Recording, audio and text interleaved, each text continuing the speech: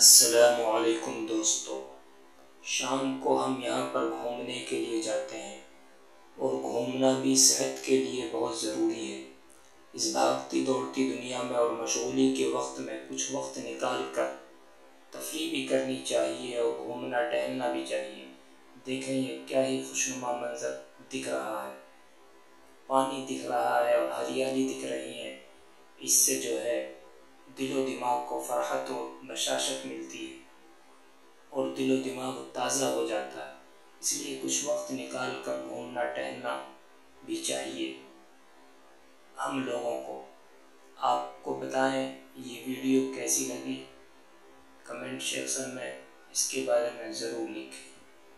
शाम हो गई, बकरियां अपने घरों को देखें क्या ही हरियाली है और क्या ही तरोताज़गी है।